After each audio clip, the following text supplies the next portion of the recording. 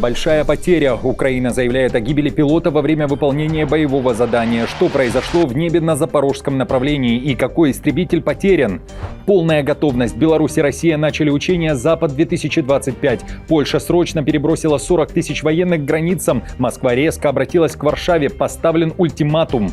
Обвинение в адрес Москвы. Удар по стратегическому объекту НАТО. Альянс готовит военный и политический ответ России за налет дронов на Польшу. Экстренное заседание Совбеза ООН.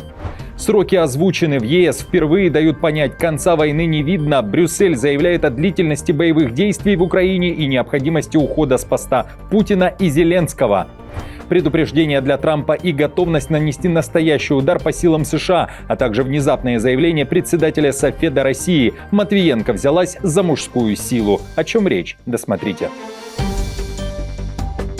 Всем привет, это «Время Прядко». Коротко, четко и по делу о том, о чем говорят в мире. Если вам есть что сказать, делитесь своими мыслями и отвечайте на мои вопросы в комментариях. За лайк и подписку буду благодарен. Время начать.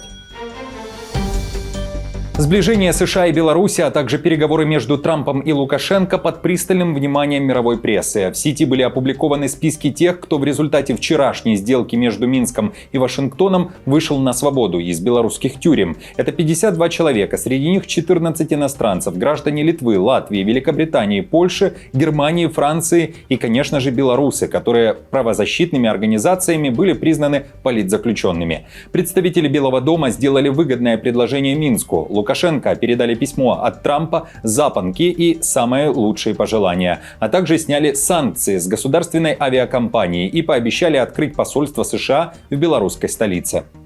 Я хочу совершенно официально сейчас здесь заявить, что мы сняли санкции с Белавиа. Это официально. У меня была встреча с президентом Трампом, в которой участвовали еще несколько десятков человек. Это решение, которое было принято президентом, который сказал: сделайте это немедленно. Господь с вами, давайте попробуем выработать глобальную сделку, как любит господин Трамп, большую сделку. Российская сторона внимательно следит за тем, что происходит в Минске. В Москве считают, что состоявшаяся сделка никак не связана с войной в Украине. В Российском институте международных исследований считают, что Вашингтону нужна связь с Лукашенко, так как он стал связующим звеном в отношениях между Россией и Западом. При этом в Москве, считает Силаев, не будут осуждать Минск за встречи с представителями США, а скорее будут называть это публично признаком преодоления ими старых предрассудков. Снятие санкций с Белоруссии Россия тоже будет приветствовать, так как ей выгодно, когда против союзника не ведут экономическую войну. Сам же посланник США Джон Коул считает, что вскоре на свободу выйдут все, кто признан политзаключенными, таких как минимум 1400 человек. Он также объяснил стратегию США. Здесь, по сути, два направления. Первое – освобождение заключенных. Второе – попытка нормализовать отношения между США и Беларусью. Все это – части одного и того же процесса, усилий как Беларуси, так и США. Мы работаем над тем, чтобы отношения стали нормальными и устойчивыми. Это не выглядит так: ты отдаешь мне 3 заключенных, а я снимаю вот такие санкции. Так это не делается. Например, когда мы заявили, что снимаем санкции с авиакомпании, мяч оказался уже не на нашей стороне. Теперь он был на их стороне. И сегодня они ответили, освободив 52 человека. В общей сложности это уже 68 освобожденных. Но это не обмен в духе. Ты делаешь это, а я делаю то. Все гораздо гибче и динамичнее. Тем временем в Беларуси стартовали масштабные военные учения «Запад-2025». Тысячи военных РФ и РБ уже начали маневры. НАТО в это же время задействовало дополнительные силы для защиты границ. Произошла масштабная переброска войск к кордонам Беларуси. Польша направила 40 тысяч своих военных. Все они готовились к маневрам российской и белорусской армии заранее. В Варшаве сделали заявление. Польша готовилась к маневрам «Запад-2025» в течение многих месяцев. Польская армия провела учения, в которых приняли участие более 30 тысяч польских военных, а также военнослужащие НАТО, чтобы адекватно реагировать. Давайте помнить, что «Запад-2025» — это наступательные учения. Литва, Латвия и Польша создали бесполетные зоны у границ с Белоруссией. Польша, как вы помните, закрыла границы. Беспрецедентные меры безопасности введены как минимум на неделю. В Минске осуждают эти действия и говорят, что причин для такого шага у НАТО просто нет. В Альянсе же говорят, что сейчас заняты вопросом не только защиты неба над Польшей, но и над Литвой, куда также, как ранее заявлялось, залетали 2 дрона РФ. В результате командование ВВС союзников теперь предоставляет Литовскому центру управления и оповещения более точные данные и предупреждения о запусках воздушных объектов против Украины, которые могут пересекать территорию Литвы.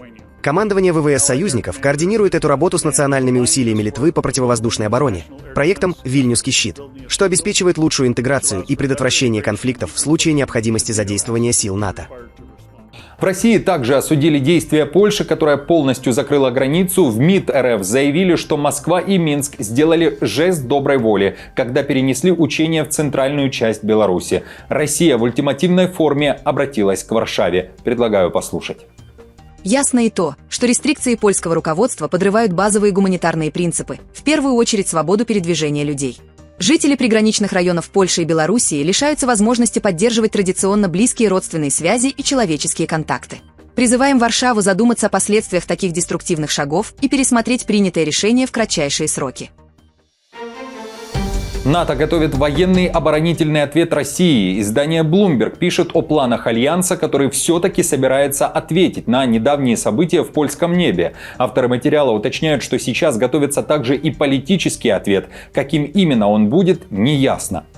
С военной точки зрения, ответ будет координироваться Верховным главнокомандующим Объединенными вооруженными силами НАТО в Европе Алексусом Гринкевичем, ответственным за планирование и проведение всех операций Альянса, отметил источник. По его словам, командование сейчас оценивает ситуацию и выясняет, какие ресурсы, если таковые потребуются. НАТО является оборонительным альянсом, и любой ответ будет сосредоточен на укреплении системы сдерживания. Польша все-таки отправляет своих военных в Украину. Уже скоро они прибудут в страну, где идут боевые действия для обучения. И только. Представители польской армии должны перенять опыт украинских военных по отражению воздушных атак. Об этом пишет Рейтер. В то же время немецкий Шпигель со ссылкой на свои источники сообщает о том, что недавнее нарушение воздушных границ Польши было намеренным, и Россия пыталась нанести удар по военному объекту НАТО, направив туда сразу несколько дронов. НАТО полагает, что как минимум 5 дронов были нацелены на логистический узел в Жешуве, одном из главных пунктов перевалки вооружений для Украины. Нидерландские истребители F-35, по данным Шпигель, преследовали именно эти цели. Все дроны, как предполагается, были начинены взрывчаткой. Эта акция вписывается в стратегию уколов Путина. Малозатратные военные шаги с высоким дестабилизирующим эффектом. Послание Москвы очевидно. Кремль готов вынести войну за пределы Украины. В России же настаивают, в планах не было никаких ударов по территории НАТО. У Путина вновь заявляют, позиция России обозначена Министерством обороны РФ. Москва готова к консультациям с Варшавой для выяснения деталей того, что произошло в польском небе. Нового комментария не будет. Главное, что его комментировало наше Министерство обороны. Оно и консультация при необходимости предложило. Вы слышали заявление Минобороны, там нечего добавить. А что касается риторики заявлений, которые мы слышим из Варшавы, собственно, ничего там нового нет. Эта риторика, она характерна практически для всех европейских столиц. В последнее время мы видим ее продолжение. В свете всех последних событий в ЕС внезапно озвучили неприятный прогноз. Российско-украинская война не завершится в ближайший год. Она продлится, внимание, минимум 2 года. Некоторые же европейские чиновники полагают, что мира не будет, пока не изменится власть в Киеве и в Москве. То есть пока не уйдет Зеленский и Путин. Далее цитата из материала издания «Эль Паис», которая пишет о том, что говорила заместитель председателя Европейской комиссии Кая Каллас. Оптимизма в отношении войны в Украине у Каллас немного. Она считает, что конфликт продлится еще как минимум 2 года.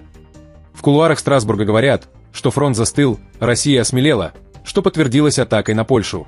Источники, с которыми мы беседовали, прогнозируют затягивание войны до смены руководства по обе стороны.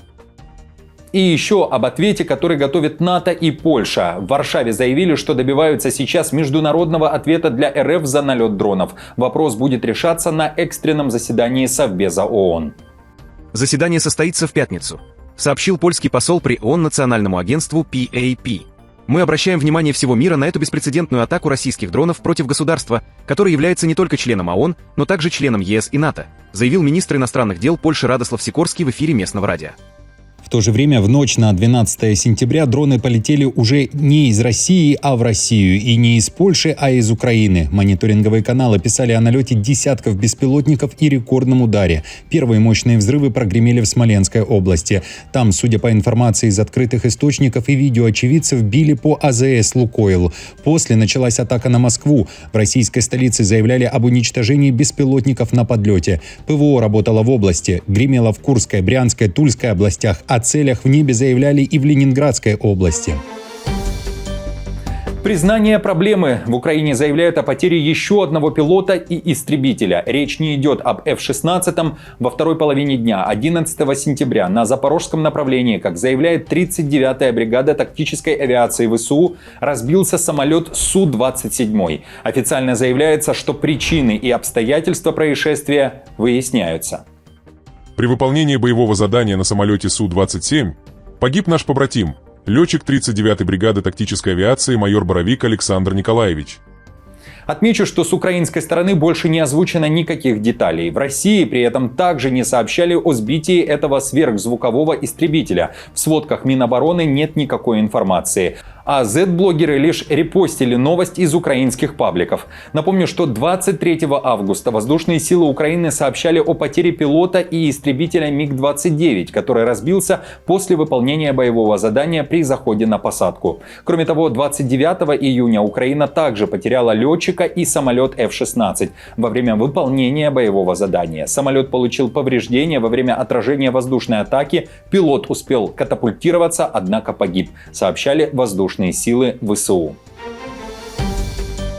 План обороны активирован. Мадуро поднял страну по тревоге. Венесуэла разворачивает войска на боевых рубежах. Таких пунктов в стране будет 284. Теперь президент Венесуэлы готов нанести удар по силам США. Повод – это усиление военного присутствия Америки в Карибском бассейне и переброска истребителей F-35 на базу в Пуэрто-Рико. На кадрах государственного ТВ показали колонны военных у нефтеперерабатывающего гиганта Амуай на побережье Куманы. Мобилизацию ведет вице-президент Дельси Родригес. Это не просто учение. Мадуро обещает ответить на любой удар в идеальном союзе народа, армии и полиции. Напряжение зашкаливает. Всего неделю назад американский удар в Карибском море потопил венесуэльское судно, убив 11 человек. Об этом сообщал Вашингтон, утверждая, что судно перевозило запрещенные вещества. Каракас отвечает: видео Трампа – подделка, созданная искусственным интеллектом. Мы лишь защищаем право Венесуэлы на мир, никто не может посягать на независимость, территориальную целостность, суверенитет или право нашего народа на мир. Потому что у этого народа есть защитники, есть боливарианские национальные вооруженные силы, чтобы его защищать, есть боливарианское народное ополчение, чтобы его защищать. Напомню, усиление напряженности вызвано давлением со стороны США. Президент Трамп обвиняет Каракас в слабой борьбе с наркоторговлей и утверждает, что Мадуро имеет связи с одним из картелей, что Венесуэла также отрицает. В августе США повысили награду за информацию, которая поможет арестовать Мадуро, с 15 до 50 миллионов долларов.